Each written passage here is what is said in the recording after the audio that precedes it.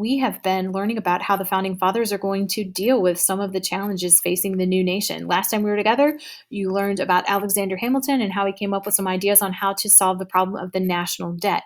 Today, we're going to review how the country was going to deal with citizens challenging the new government.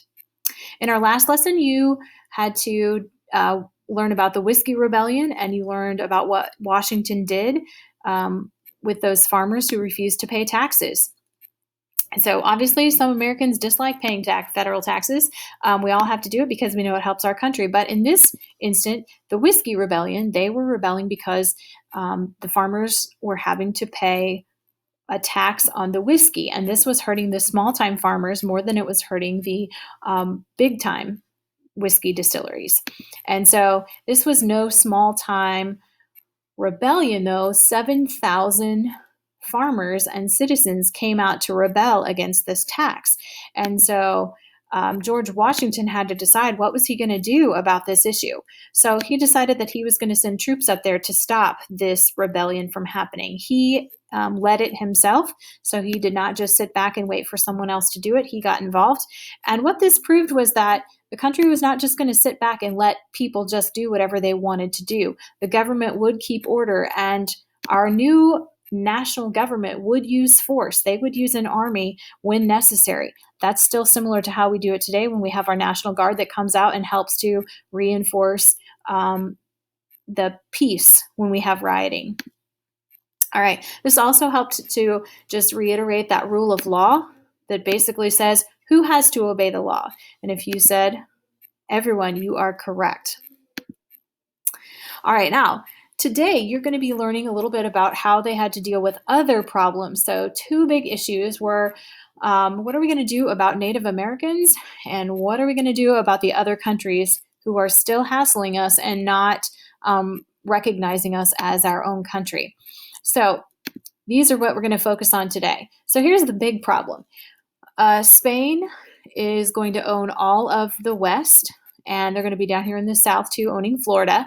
And Great Britain is still going to own a lot of the North. So we're kind of surrounded by Great Britain and Spain. And so they're going to try to stir up some trouble for us in the form of Native Americans.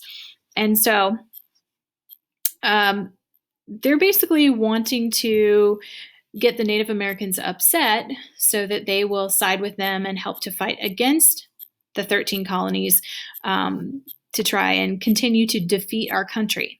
So Washington is going to try to block these efforts. He's going to try signing some peace treaties with Native American groups.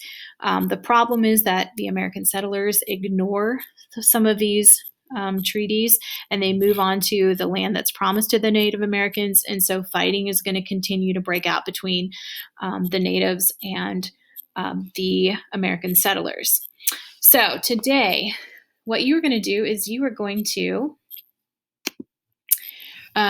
be learning a little bit more about some of the treaties that we created with the natives, as well as with Spain and France and Great Britain, to try and solve some of these problems. So here's what you're going to do.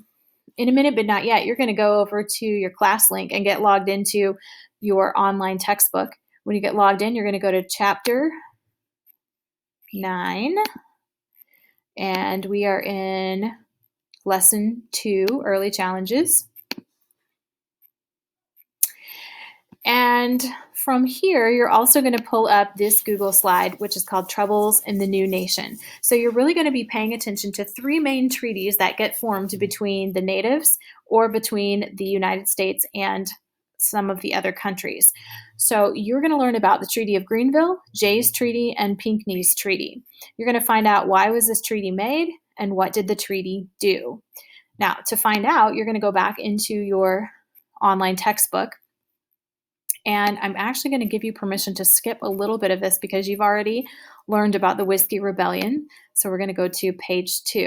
So on page 2, this is where you're going to learn about challenges in the West. Remember, you can either read this for yourself, or if you prefer, you can have it read to you. You can hit that listen button and it will play it for you. You're welcome to watch the video if you want, but I believe the video is about the Whiskey Rebellion. After you've learned about how they deal with the natives, then you're going to move on to the next page, which is problems with Europe.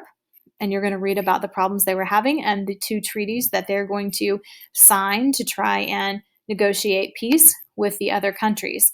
So there's a third page here. There's Pinckney's Treaty right there at the top. So make sure you use those key terms to help you find what you're looking for. And you should be good to go.